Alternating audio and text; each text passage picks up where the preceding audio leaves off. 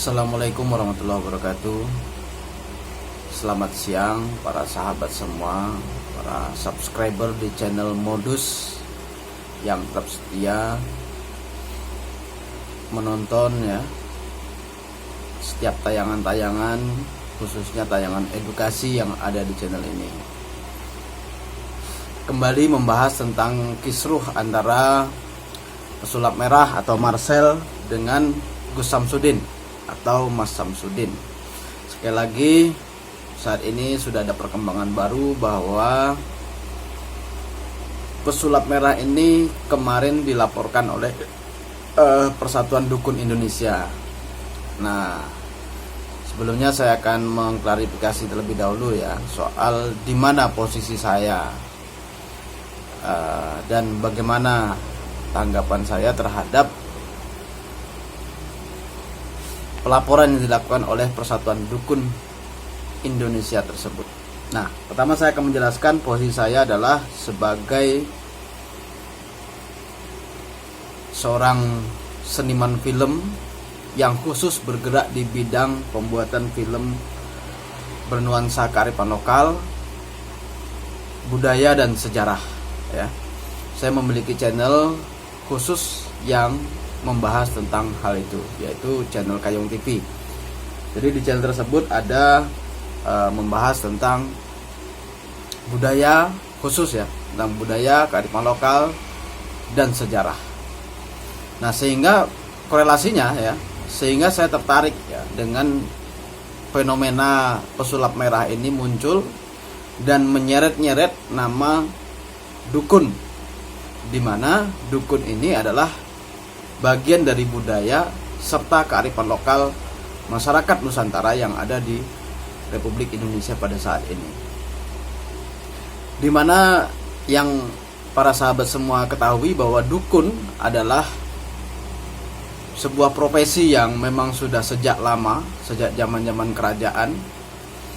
Mereka ini dikenal di masyarakat pada masa lampau sebagai orang pintar ya, sebagai orang yang ahli di bidangnya.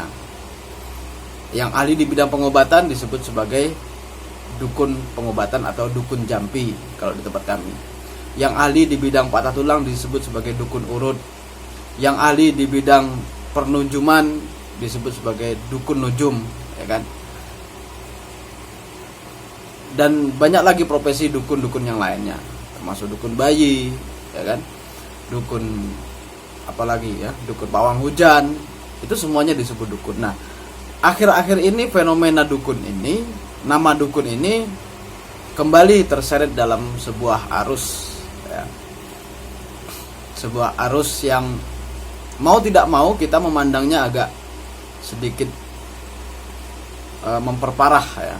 Lebih memperparah, bukan sedikit lagi, lebih memperparah bahwa pandangan dukun sebelumnya itu diidentikan dengan sesuatu yang negatif ya. Kalau orang berprofesi dukun seakan-akan itu seperti gimana. Nah, ini tidak bisa kita pungkiri ya. Saya sendiri kadang-kadang sering mendengar celotehan ya, terutama di dunia maya. Oh, itu dukun. Jadi seakan-akan kalau dukun itu tidak baik. Nah, sekarang diperparah lagi dengan adanya fenomena pesulap merah dan Gus Samsudin ini. Nama dukun kembali terseret-seret karena dalam beberapa konten si Marcel atau pesulap merah ini memukul rata profesi dukun. Jadi bisa dianggap sebagai pencemaran profesi. Walaupun sebetulnya niatnya Marcel, sekali lagi saya katakan bahwa niatnya Marcel atau pesulap merah ini adalah baik ya, untuk memberantas oknum dukun. Jadi bukan kalimat dukunnya ya. Kalimat dukun kalau tidak nipu ya cabul. Nah, ini yang menjadi masalah ya. Nah, sehingga menjadi sebuah trigger ya. Ini seakan-akan menjadi sebuah trigger atau pancingan untuk masyarakat kembali ya, kembali menyoroti profesi dukun. Jadi seakan-akan profesi dukun yang sudah sebelumnya agak negatif menjadi lebih parah lagi. Jadi sering menjadi bahan bulian. Nah, disinilah saya sebagai seorang pengamat budaya dan saya juga sebagai praktisi film yang memang terjun di bidang film yang bernuansa budaya, kearifan lokal dan sejarah. Anda boleh lihat di semua film saya, rata-rata karya-karya film saya bersama teman-teman di Lembaga Simbang Mandiri ini semuanya bernuansakan kearifan lokal, budaya dan sejarah. Nah, seperti film yang sudah di nasional ya, berapa kali kita kirim ke nasional ya, ke Badan Riset Nasional dan sudah diapresiasi oleh Badan Riset Nasional, seperti film Senggayong ya kan, Nujum Melayu, kemudian energi 1000 dari pulau sungai, energi dari 1000 sungai ya. Nah, kemudian Nirmala, terus ada lagi adat beladang khas Kerajaan Simpang, kemudian ada lagi Mandi Safar. Nah, ini adalah semua film-film yang memang kami produksi berkaitan dengan kearifan lokal, budaya dan sejarah yang ada di tempat kami. Nah, sehingga korelasinya tadi kembali lagi pada korelasi mengapa saya harus mengomentari tentang saat ini ya, fenomena saat ini, karena mau tidak mau salah satu profesi dukun ini ya, ini ikut terseret juga ya. Ikut terseret karena dukun kembali lagi bagian daripada kearifan lokal yang berada di bumi Nusantara sudah sejak ratusan bahkan ribuan tahun yang lalu. Nah, sekarang ini karena profesi dukun itu sudah dianggap seperti sebelah mata ya, dianggap negatif. Nah, dengan fenomena yang sekarang ini lebih parah lagi. Nah, ini akibat daripada kita tidak hati-hati untuk memilah dan memilih kata serta kalimat. Maka saya menyarankan untuk kita semua agar bisa merefleksikan diri kita nanti, untuk kita lebih berhati-hati. Kita berpikir dulu terhadap segala tindakan, ucapan dan seterusnya, apa efek ke belakangnya nanti.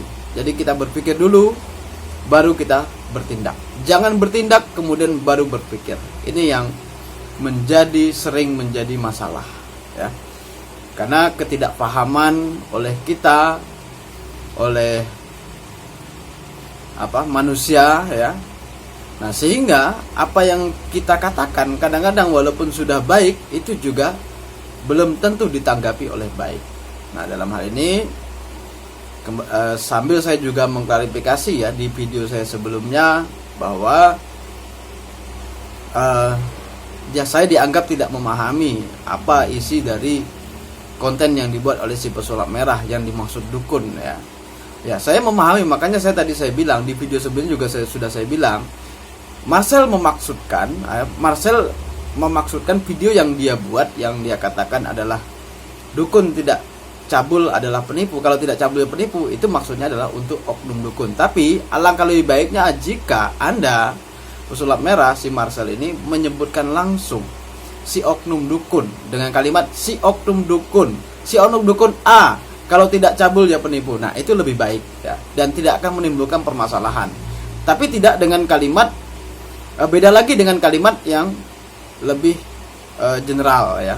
Dukun kalau tidak nipu ya cabul. Nah, ini menjadi multi tafsir, dan tafsiran orang boleh-boleh saja menafsirkan apa saja. Kita ingat ketika Pak Ahok pada tahun 2017 juga pernah mengungkapkan kalimat yang pernah dipolitisasi juga ya, yang pernah menjadi masalah dalam kasus politik ya, terkait dengan surah Al-Maidah ya. Walaupun niat beliau itu maksudnya bukan menghinakan Al-Quran, akan tetapi potongan kalimat yang sedikit tersebut pada saat itu bisa berujung pada bui yang mengarah kepada sebuah kegaduhan. Nah, sama dengan kalimat Marcel, ketika diambil saja bagian yang dukun kalau tidak penipu ya cabul, dari sisi hukum itu saya tidak berhak ya berbicara hukum, tapi dari sisi hukum yang jelas kemarin sudah ada yang melaporkan, artinya itu bisa dikejar dan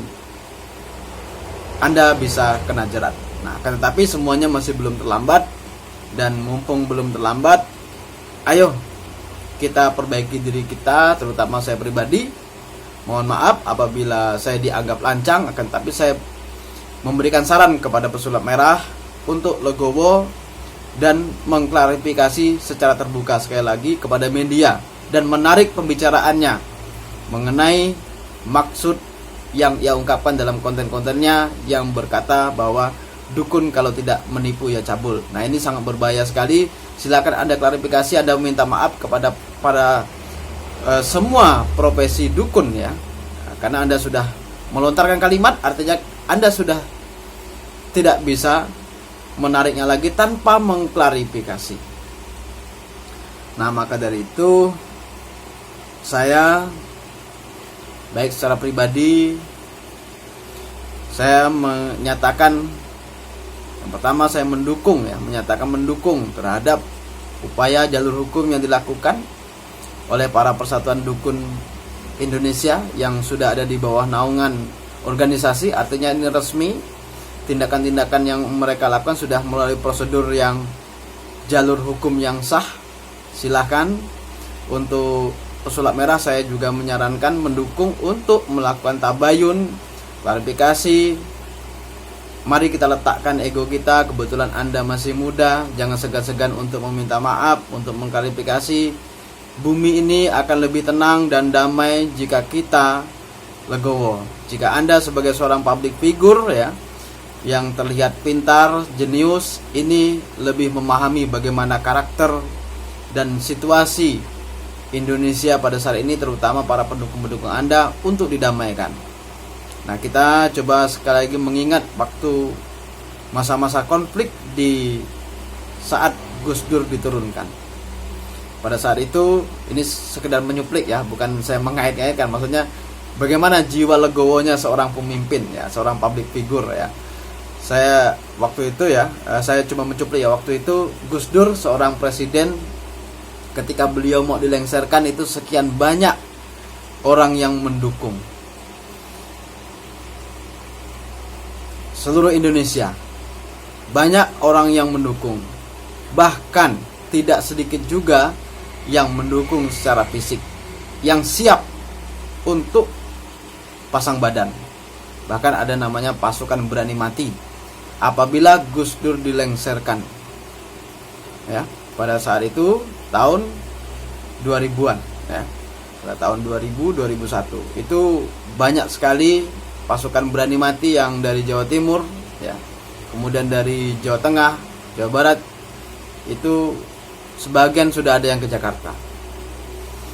Hanya untuk pasang badan kepada Gus Dur. Saat itu kalau Gus Dur mau untuk mempertahankan posisinya sebagai presiden, beliau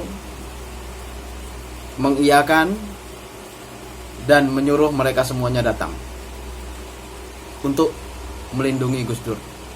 Akan tetapi konsekuensinya akan terjadi pertumpahan darah.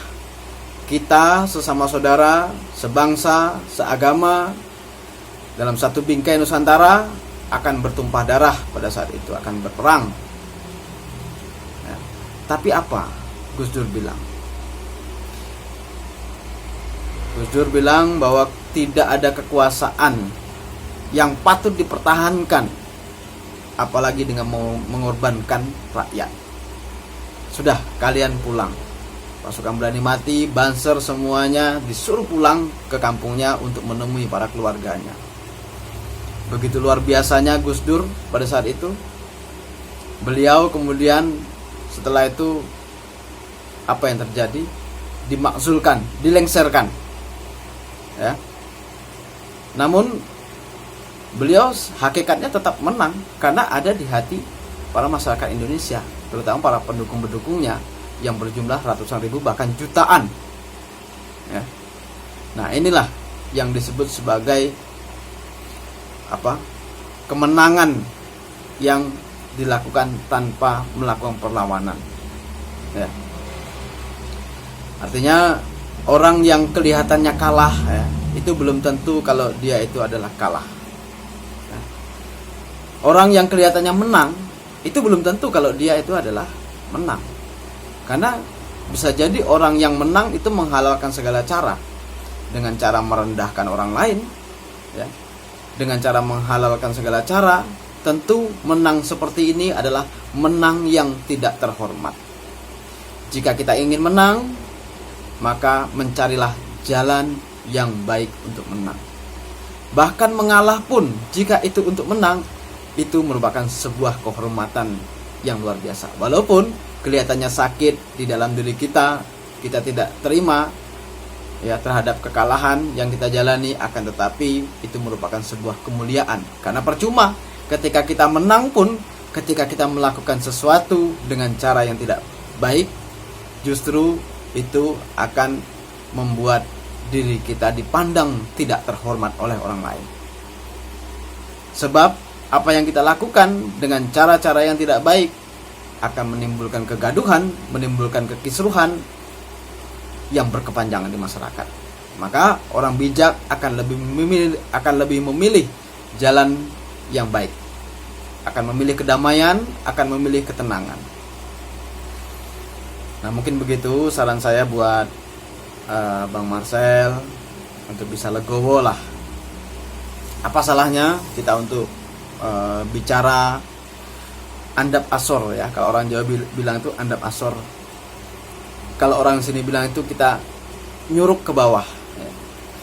Kita minta maaf jika memang ada yang kurang pas di hati masyarakat Indonesia, terutama para profesi-profesi dukun ya.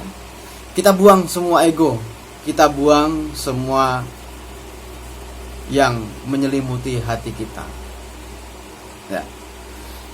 Kita loskan semuanya dalam diri kita ini, bahwa kita adalah betul-betul ingin mendamaikan sesuatu, ingin mendamaikan keadaan yang saat ini. Nah, ini nasihat saya untuk terutama diri saya sendiri, karena saya juga sering mengalami hal-hal seperti ini. Maka di saat-saat tertentu ya, saya tetap akan melakukan sebuah introspeksi diri. Walaupun kadang-kadang agak dongkol ya dalam hati kita, lah kita ini kan benar ya, tapi kok kita malah disuruh minta maaf. Oh ya sudahlah, mungkin ini jalan yang terbaik. Nah, kalau saya seperti itu. Dan kemudian yang kedua, nasihat saya buat Gus Samsudin ya, atau Mas Samsudin, Pak Samsudin. Saya lihat Anda itu boleh saja untuk melakukan sebuah praktek pengobatan. Tapi mohon maaf Gus, sekali lagi saya katakan mohon maaf jika kalimat saya ini kurang berkenan ya. Kalau saya melihat cara-cara Anda melakukan praktek pengobatan memang sepertinya kurang pas jika itu ditayangkan di channel YouTube Anda dengan cara yang agak berlebihan. Mengapa saya sebut agak berlebihan? Karena saya dulu juga pernah belajar spiritual, belajar ilmu hikmah ya. Melakukan pengobatan itu belum pernah yang namanya sesuatu itu bisa diwujudkan dalam bentuk nyata. Misalnya orang yang kesantet atau orang yang kena penyakit seperti yang Anda sebutkan, penyakit taifun ya, ketempelan atau kemasukan barang-barang yang ada dalam diri seseorang kemudian dikeluarkan. Kalau dia paku, wujudnya paku. Kalau dia dalam badannya ada keris, ada beling atau apa, wujudnya beling dikeluarkan. Saya belum pernah. Jadi lebih baik lakukan introspeksi, lakukan perbaikan, lakukanlah sesuatu pekerjaan ya, sesuai dengan yang bisa dicerna oleh akal pikiran kita sebagai manusia modern saat ini, sehingga mohon maaf sebelumnya Gus, kita bisa menghindari hal-hal yang berbau fitnah seperti saat ini. Nah, saya pikir kenapa ini menimpa Anda Gus, karena saya yakin juga praktek-praktek seperti ini juga banyak dilakukan oleh para dukun ya, atau paranormal, para spiritual yang lainnya di Indonesia. Akan tetapi yang paling masif, yang paling viral ini Anda, maka Anda yang disoroti. Ya, saya tidak mengatakan praktek Anda itu salah, tidak. Akan tetapi ya jangan terlalu berlebihan. Sesuatu yang kira-kira manusia modern saat ini tidak bisa menerimanya ya jangan diperlihatkan. Cukup Anda dan pasien serta Allah saja yang tahu kalau memang ada seperti itu. Ya kebetulan mungkin saya memang belum pernah melihat sesuatu yang dizohirkan ya, yang dilihatkan secara nyata. Akan tetapi saya pernah berpengalaman bahwa pengobatan spiritual ruqyah tidak seperti itu. Mungkin mohon maaf juga, saran saya yang terakhir, sampean Gus Samsudin bisa sharing dengan ruqyah yang sudah tersertifikasi, khususnya dari Nahdlatul Ulama. Itu kan ada ruqyah NU ya, ruqyah jah ya, ruqyah jamaah Ahlussunnah wal Jamaah ya, jamaah ya, ruqyah Ahlussunnah wal Jamaah dari NU itu ada ya, memang ada organisasinya. Nah, silakan sharing seperti apa ruqyah yang sebenar-benarnya ruqyah ya. Saya memiliki teman ya di beberapa tempat, mereka memang dapat sertifikat ruqyah yang sesuai dengan syariah ya, dari NU ya, seperti apa ruqyahnya itu ya. Silakan mungkin sharing-sharing dengan beliau-beliau yang para kiai-kiai yang ada di Nahdlatul Ulama dan bagaimana fenomenanya ya. Saya mohon maaf sekali lagi tidak mendikte, tapi ini untuk kedepannya supaya lebih baik ya. Karena saya melihat dari segala peristiwa yang ada ini tentunya ada sebuah hikmah yang bisa kita ambil ya. Hikmah yang bisa kita ambil salah satunya ya memperbaiki diri kita, memperbaiki, terutama saya pribadi ya. Kalau yang saat ini bermasalah adalah Anda pesulap merah ya, untuk pesulap merah dan juga untuk Gus Samsudin. Jadi masing-masing mengintrospeksi diri. Ketika masing-masing introspeksi diri kemudian terbuka ya, setelah itu kemudian saling bertabayun, maaf-maafkan, maka saya yakin ini akan damai. Dan saya yakin para netizen-netizen ya di antara kedua kubu, baik itu Gus Samsudin maupun si Marcel atau pesulap merah ini, dua-duanya akan baik dan suasana dunia maya akan kembali kondusif dan masyarakat Indonesia akan kembali beraktivitas seperti biasa. Jadi tidak berlarut-larut, tidak berkepanjangan. Kasus hukum bisa saja ditarik ya, karena ini adalah kasus pengaduan ya. Ketika Marcel melakukan tabayun dengan Gus Samsudin dan Gus Samsudin menyambutnya dengan baik ya, apalagi sekarang beliau juga di Jakarta, atau nanti beliau balik ya, silakan pesulap merah datang ke sana, lakukan tabayun, saling berpelukan, akan lebih damai dan lebih indah dunia ini ya. Nah, jadi kembali lagi saya katakan bahwa hidup kita ini sebetulnya sangat singkat ya. Dan kita butuh orang lain dalam kehidupan di sekitar kita. Akan sangat rugi kita apabila kita harus memendam rasa yang tidak suka, rasa benci, rasa iri, apalagi sampai menanam bibit-bibit permusuhan. Pasti hidup kita dijamin tidak akan menuai kedamaian ya. Sama sekali tidak akan menuai kedamaian. Apalagi Bang Marcel dan Gus Samsudin ini kan sama-sama orang muslim ya. Jadi ya sudah sebaiknya saling memaafkan lah. Karena orang muslim itu, kalau dalam surah Al-Hujurat itu kan dikatakan bahwa sesungguhnya orang-orang yang mukmin itu kan orang-orang yang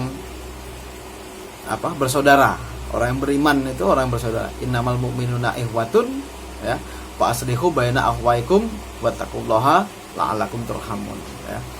Jadi kalau udah yang namanya bersaudara ya, itu ya harusnya yang namanya saudara itu saling memaafkan ya. Coba tabayun ya kan, ketemu saling memaafkan kan enak kita. Nah kalau kayak gini kan kita jadi ikut pusing ini. Hari-hari kita harus mengikuti perkembangan ya dan segala macam ya. Nah, maka dari itu sekali lagi saya katakan kepada Bang Marcel, kepada Gus Samsudin juga untuk bisa saling islah lah, bisa bertemu, maka dunia akan damai. Tapi kalau dua-duanya ini tidak ketemu, wah ini kacau ini akan berkepanjangan. Dan kepada para netizen semuanya saya sarankan untuk kita bisa cerdas melihat, jangan kita memihak ya. Kita netral saja, berdiri di tengah ya. Netral, berdiri di tengah, kita sebagai netizen yang cerdas lah, posisikan diri kita seperti itu. Kalau kita membela Gus Samsudin, kita membela Marcel, dua-duanya ini memiliki sisi benar dan sisi salahnya, ya. Jadi ya kita coba ambil sesuatu ini dengan jernih lah, seperti itu. Ya mungkin demikian sharing kali ini, mudah-mudahan bermanfaat buat kita semuanya, ya, untuk bisa kita menjaga tali silaturahmi, ya. Mudah-mudahan tetap terus bisa bertatap muka dan dirahmati oleh Allah Subhanahu wa taala, Tuhan yang Maha Esa. Demikian, terima kasih. Wallahu muwaffiq ila aqwamit thoriq. Wassalamualaikum warahmatullahi wabarakatuh.